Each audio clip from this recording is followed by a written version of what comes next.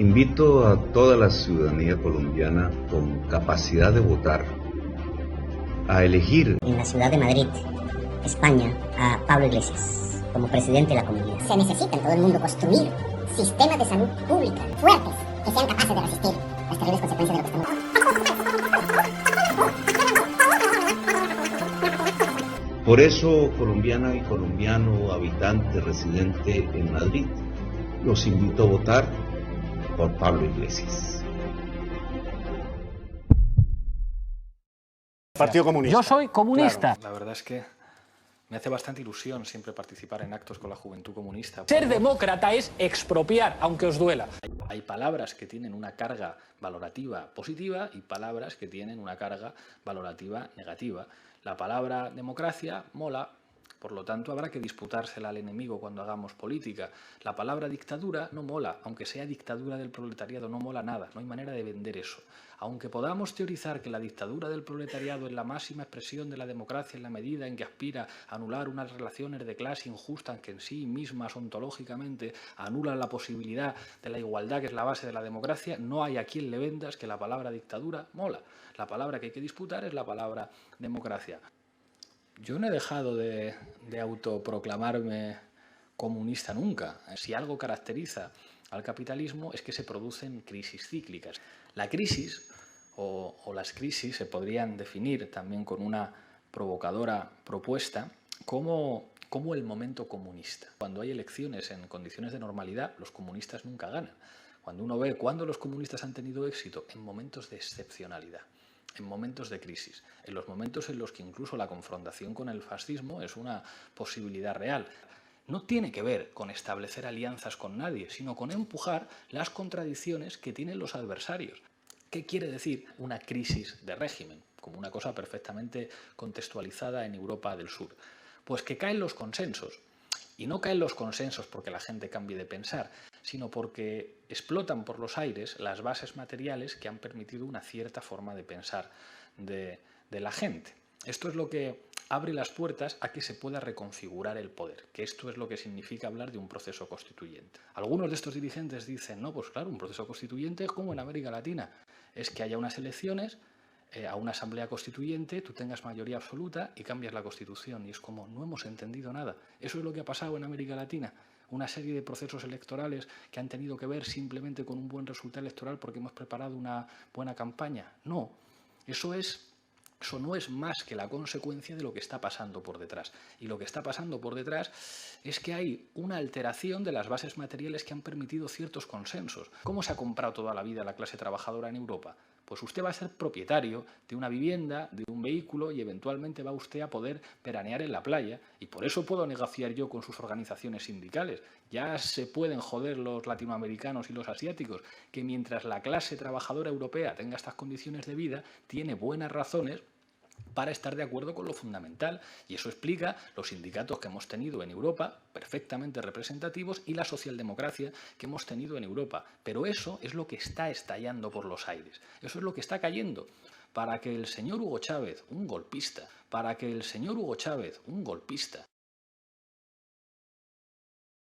Los que simpatizamos con el proceso bolivariano siempre estuvimos preocupados porque él mismo estuviese vinculado necesariamente a la figura irrepetible de Hugo Chávez Frías. Porque hoy los demócratas hemos perdido a uno de los nuestros. Yo soy comunista. Claro. Para despedir un mensaje para los españoles que viven aquí en Venezuela y los hijos de españoles. Pues qué envidia me dan. Tengan cuidado, Chávez vivo es muy peligroso para los poderosos, pero muerto sería invencible. Es muy interesante vivir en un país como este, en el que se están produciendo tantos cambios y tantas transformaciones que pueden convertirse en un ejemplo democrático para los ciudadanos del sur de Europa. Buenas noches, compañeros y compañeras. No voy a dar rodeos ni voy a ser tibio, no son momentos para la tibieza. Son tiempos en los que para ser demócrata hay que tener agallas. Y Hugo Chávez tenía agallas. Vaya si las tenía. Para que el señor Hugo Chávez, un golpista, gane las elecciones como las gana, tiene que haber estallado por los aires los consensos. El mundo ahora mismo está funcionando en otras claves y funciona eso que genéricamente se llama la antipolítica. Eso que se llama la antipolítica es el momento comunista, es el momento de la excepcionalidad, el momento en el que los consensos se rompen, el momento en el que lo que antes parecía imposible ahora puede ocurrir, y eso puede tener una traducción electoral. ¿Tomaría una determinación, una decisión política contundente para nacionalizar compañías farmacéuticas? Si yo tuviera el poder político necesario para asegurar que el derecho a la salud se garantiza y eso implica hacer nacionalizaciones, no me temblaría el pulso. Lo que pasa es que uno tiene que saber con el poder con el que cuenta. Y yo lo que tengo son 35 diputados. Cuando definimos al enemigo, yo creo que todos estaremos de acuerdo en que el enemigo es la lógica capitalista, ese enemigo solamente entiende un lenguaje, el lenguaje de la fuerza. Pablo, ¿comunismo o libertad? Yo creo que... Ya te pones en tono de es verdad, de político. Comunismo. Comunismo, ¿qué ¿Sí? coño? ¿Qué cojones? Decir expropiese es decir democracia. Por eso, colombiana y colombiano, habitante, residente en Madrid, los invito a votar por Pablo Iglesias.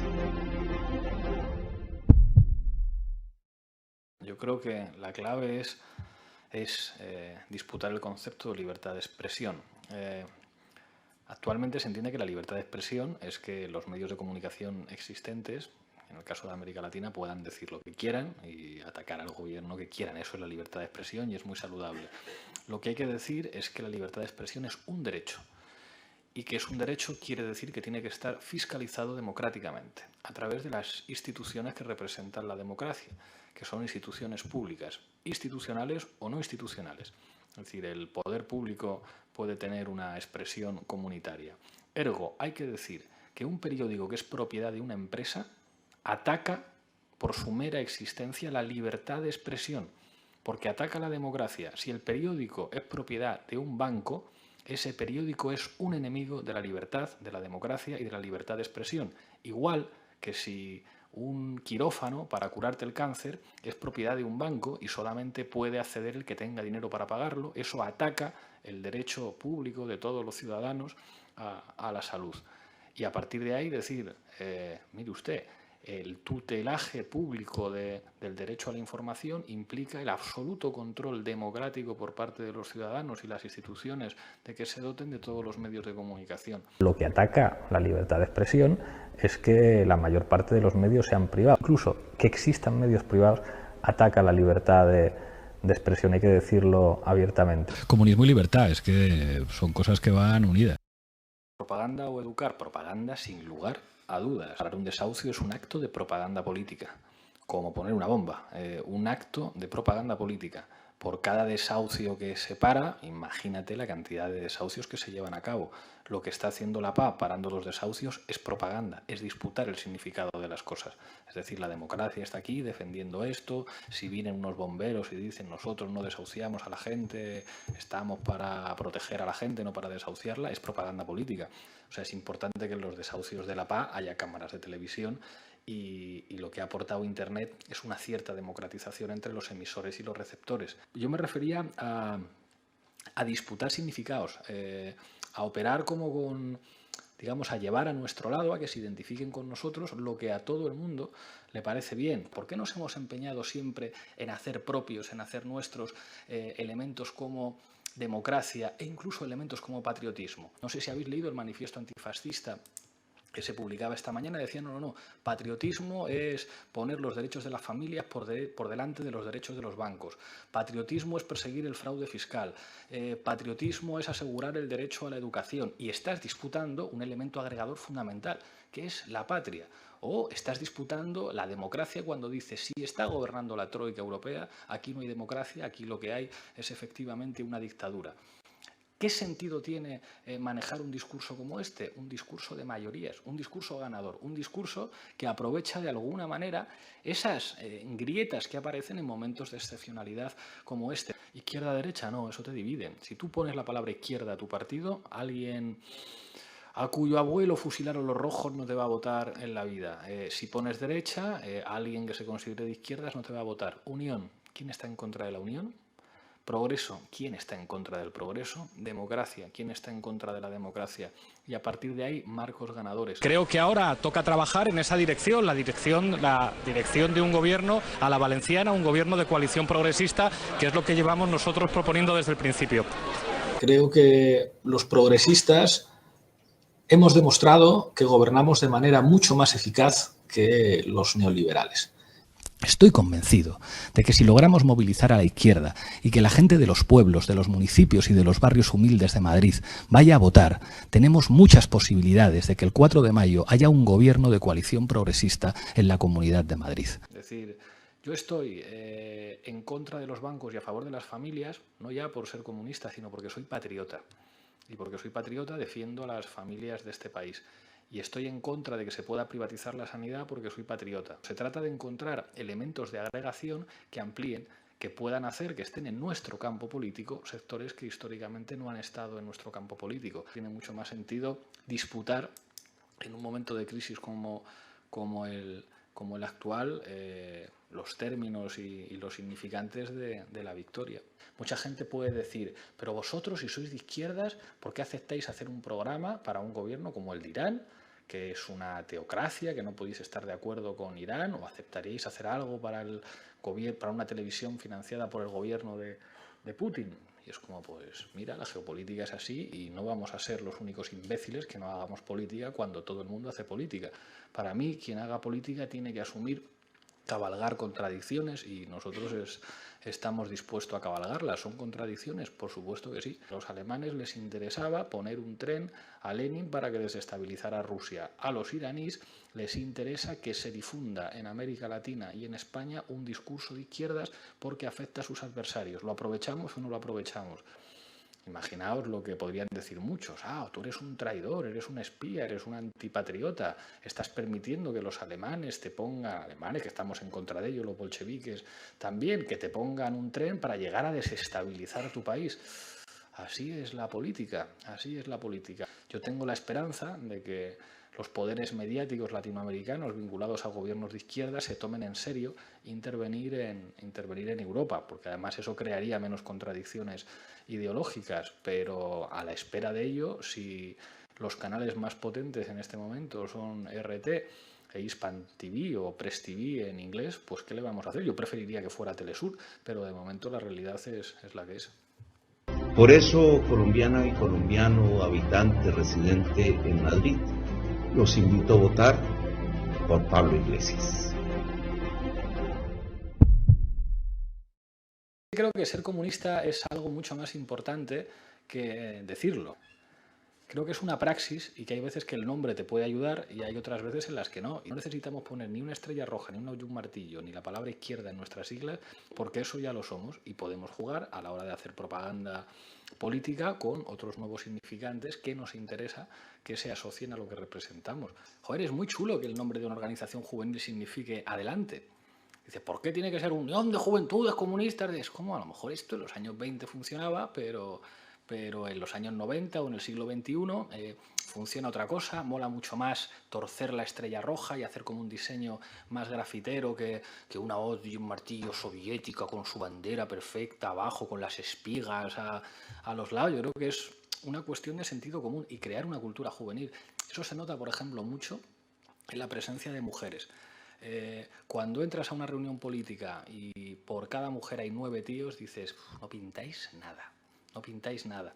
Y sin embargo, cuando entras a una reunión y dices, hostia, mitad y mitad, y mira qué difícil eso en política, porque los tíos se interesan mucho más por la política que las tías. Pero una organización en la que hay mitad tíos, mitad tías, ganan.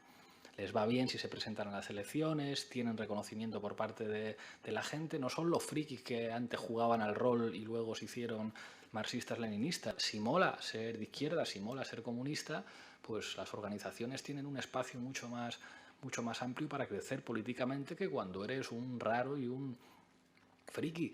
Cuando los estudiantes de izquierdas piensan que la única manera de hacer política en su centro universitario es hacer asociaciones de izquierdas, se equivocan. Hay que ocupar todos los espacios, hay que ir al equipo de fútbol, de rugby, controlar las asociaciones deportivas, controlar el grupo de teatro haciendo un tipo de obras de crítica social que se relacionan con la práctica del movimiento. Hay que hacer música, hay que hacer ciclos de cine. No es solamente militar en la organización, sino ocupar los espacios de la sociedad civil. Eso es hacer política, controlar todos los ámbitos, deporte, cultura, cine. En todo eso hay que hay que trabajar y eso es lo que después marca la diferencia y crea las culturas juveniles y lo que permite además que después las movilizaciones, o sea, que cuando haya una huelga, la huelga sea de todos y no de los 4 zumbados de la Asamblea. Por eso, colombiana y colombiano, habitante, residente en Madrid, los invito a votar por Pablo Iglesias. Bueno, parece claro. ¿Qué te parece, Carlos? Es todo un manual revolucionario, ¿no?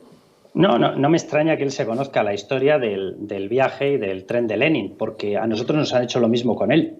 De hecho, a nosotros nos lo han enviado, lo que pasa es que en avión, y posiblemente con mucho lujo, y nos lo ha enviado Venezuela, la Venezuela dictatorial, nos lo ha enviado para desestabilizarnos. No me extraña que se inspire en esa historia, porque es literalmente la que él está viviendo, la de él, la de Monedero, la de Carolina Vescansa, la de Íñigo Errejón, la de toda esta gente que fue allí recibieron su instrucción y sus órdenes, recibieron, a cambio de eso recibieron en su momento dinero también. Y posteriormente los montaron no en un tren, sino en un avión y nos los han traído. Y en estos momentos los estamos padeciendo. No me extraña que se sepa la historia. Este señor no es que cabalgue contradicciones. Él no tiene ninguna contradicción. Él quiere una dictadura. Punto. No hay ninguna contradicción. Él no cabalga ninguna contradicción. El que es un liberticida, el que es una persona que no respeta los derechos fundamentales, es capaz de hacer estas cosas y mil más. De hecho, él es capaz de utilizar el dinero de Irán para decir que él defiende a los homosexuales. Y no tiene ningún problema en coger dinero manchado de sangre de haber linchado, matado y colgado posteriormente en grúas a los homosexuales. Él dice que defiende a las mujeres y no tiene ningún problema en coger el dinero de teocracias como la iraní, de nuevo, en la cual, pues se la pida a las mujeres y no le pasa nada, porque él es el ser supremo. El comunismo permanentemente ha querido optar por sustituir a las religiones. Y él es el sumo sacerdote. Él es el que nos tiene que decir qué es verdad y qué no es verdad. Por eso monta ministerios de la verdad. Por eso puede censurar. Por eso él puede decir que le emociona pegarle patadas a un policía en la cabeza, pero resulta que eso, según él, es libertad de expresión. Ahora, si los demás publicamos noticias ciertas con datos y con documentos, resulta que somos gente que desestabilizamos las instituciones. Él puede decir que quiere asaltar las instituciones, pero nosotros no podemos defenderlas publicando la verdad, porque entonces somos nosotros los que desestabilizamos. Él puede utilizar lo que quiera, siempre tendrá una justificación. Por algo es el Soviet Supremo. Es decir, esta gente siempre juega con retorcer la verdad. Esta gente nunca jamás ha respetado las reglas democráticas. Por eso ellos, cuando están fuera, dicen que la verdadera democracia está en la calle. Cuando la calle pretende manifestarse y lo hace virtualmente, ellos dicen que somos agitadores, porque ya no es su calle. Para ellos los suyos son los suyos. Los suyos son sus dictadores. Los demás son dictadores. Los suyos son héroes revolucionarios. Siempre ha sido igual. Siempre ha sido igual. Esta gente no engaña a nadie. ¿A cuántos autónomos han dejado vendidos? Y les ha dado lo mismo. ¿A cuántas pymes han dejado hundidas? Y les ha dado lo mismo. ¿Por qué? Porque ellos quieren tenerlas controladas. Y la única manera que tienen de tenerte controlado es que tú no seas capaz de ganarte tu nómina. De esa manera dependes de la subsidiación del Estado. Y los que están en el Estado son ellos. ¿Esa es la España que queremos? Yo desde luego ya lo adelanto. O sea, pienso pelear con uñas y dientes, lo que haga falta. A mí estos señores no me dan una orden dictatorial en su vida. En su vida. Las instituciones las defendemos nosotros, nunca ellos.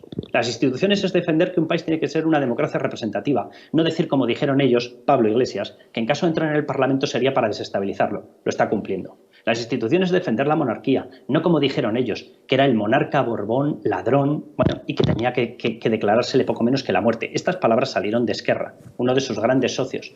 Según ellos, ¿eso es defender las instituciones? No, los que defendemos las instituciones somos nosotros. Defender la prensa es defender una gran institución privada. Los que se la cargan amamantando a periodistas son ellos. Es decir, cuidado, mucha historia aquí de quién es la caverna, quién es la caverna. Ellos son la caverna, pero la caverna más nauseabunda que nunca jamás se ha imaginado nada. O sea, nosotros en la vida hemos puesto pegas a que nadie se exprese libremente. Ellos siempre. Nosotros nunca hemos puesto pegas a que una empresa salga adelante. Ellos, cuando sale adelante, la quieren nacionalizar. Nosotros nunca hemos puesto pegas a que un partido dentro de la Constitución defienda lo que pueda defender. Ellos han tachado de facha y de trifálico a todo el que no opinaba como ellos. Nosotros nunca hemos puesto pegas a que cualquier persona tenga el credo religioso que quiera tener. Ellos permanentemente están atacando a los católicos. Nosotros nunca hemos puesto pegas, nadie, yo no conozco a nadie que ponga pegas a la defensa de la mujer. Pero ellos convierten la defensa de la mujer en un ataque a la paternidad, en un ataque al hombre, en un restarte derechos, por ejemplo, a tener la custodia de tus hijos en caso de una separación. Nosotros no somos los malos de esta película, no, nosotros somos los buenos. Los que vienen a cargarse esta película son ellos. Pues está claro, esa es la realidad de este tipo de personajes y esa es la amenaza que se cierren sobre todos nosotros. Y no será porque nosotros no hemos advertido. Carlos Cuesta, muchísimas gracias por acompañarnos hoy en Los Intocables. Un abrazo muy fuerte. Hasta luego, buenas noches. Juan Carlos Monedero me dice a medias, cada vez que voy a un sitio ya la gente no me reconoce como el monedero asesor de Chávez. Y, presidente, usted es un referente. Así que haga su parte, cuídese mucho y sepa que hace falta gente como usted con su trayectoria, porque el capitalismo todavía quiere hacer mucho daño y tenemos que entre todos pararlo, y su referencia es muy útil. Así que, presidente, cuídese mucho. Gracias, Juan Carlos, mi querido amigo, maestro.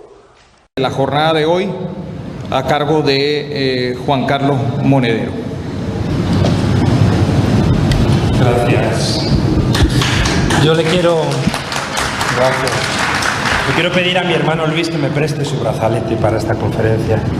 Yo sí creo que se puede hablar del legado de Chávez en 10 minutos, incluso con menos y con 5 palabras. Solo he escuchado esta mañana a un atleta paralímpico que ha dicho: ¿el legado de Chávez en 5 palabras? Claro, Chávez, Chávez, Chávez, Chávez y Chávez, carajo. Monedero recibió en su cuenta corriente 425.000 euros por asesorar años atrás a los gobiernos de Venezuela, Bolivia, Nicaragua y Ecuador. Creó una empresa y transfirió a ella el dinero. Se ahorró así más de 100.000 euros en impuestos. 2 semanas después de conocerse el asunto por el que Hacienda anunció una investigación, el número 3 de Podemos presentó una declaración complementaria para tributar por esos ingresos a través del impuesto sobre la renta de las personas físicas y no por el impuesto de sociedades como hizo anteriormente.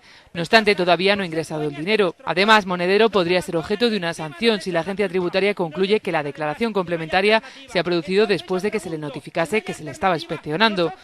Hacienda intentó notificárselo en 3 ocasiones y no lo logró, hasta que esta misma semana agentes de aduanas lograron entregarle la notificación. Es decir, alguien está en contra de los derechos sociales. Antes, alguien está en contra de que exista el derecho a las vacaciones, que exista una sanidad pública, una educación pública. Lo importante es decir, no, es que esto es mérito de los socialdemócratas, es mérito de no sé qué. Eso es mérito de la gente. Nuestro programa quiere ser el programa de la gente que quiere mejorar su país. Papel. Me da asco la gente que hace política así, que dice siempre lo que conviene o lo que arranca el aplauso fácil. Y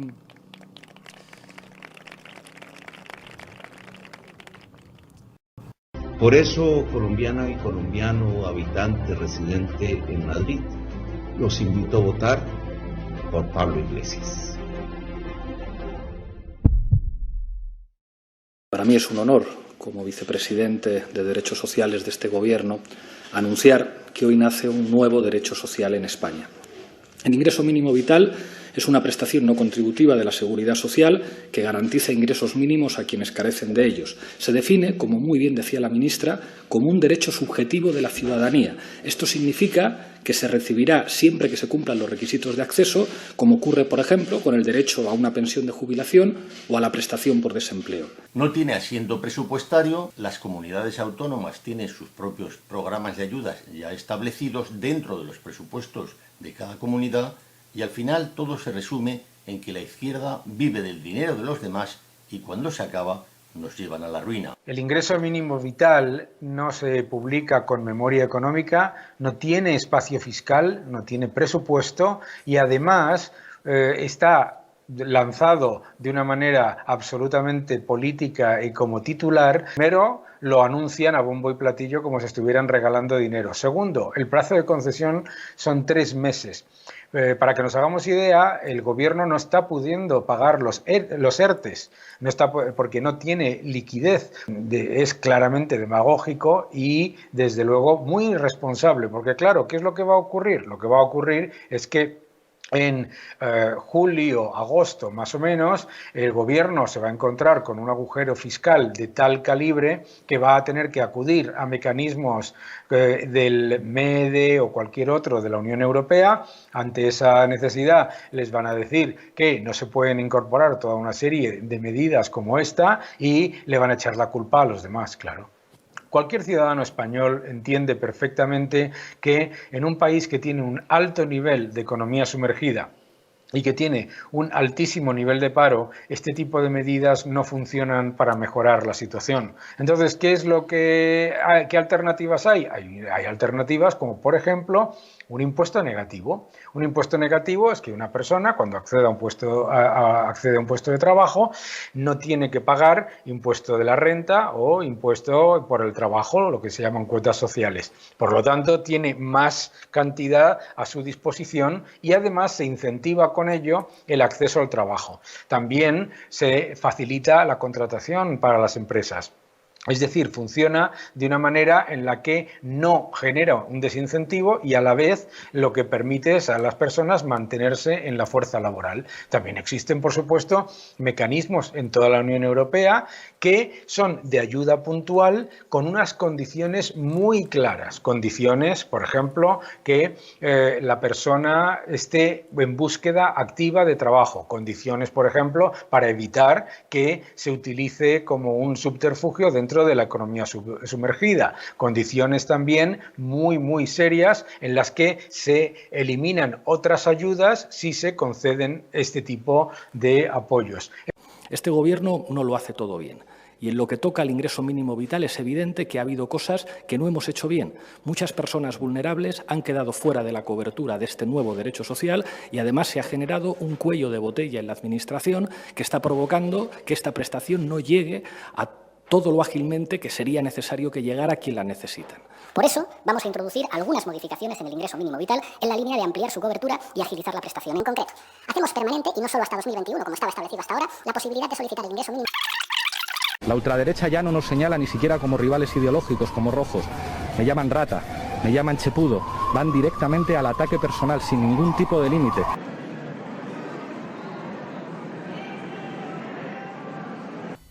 Si usted es tan valiente, levántese y lárguese. Los resultados de estas elecciones en la Comunidad de Madrid, el éxito electoral impresionante de la derecha trumpista que representa Ayuso y la consolidación electoral de la ultraderecha es una tragedia. Dejo todos mis cargos, dejo la política entendida como política de partido. Asumió su derrota y le dijo adiós a la política española en una noche de fuertes emociones electorales en Madrid. Con una participación superior al 76%, llegó el aplastante triunfo de la derecha con el Partido Popular, liderado por Isabel Díaz Ayuso. Casi en el último lugar quedó Unidas Podemos de Pablo Iglesias, quien había renunciado a la vicepresidencia del gobierno para competir por la capital española. Creo que no contribuyo a sumar, creo que no soy una figura política que pueda contribuir.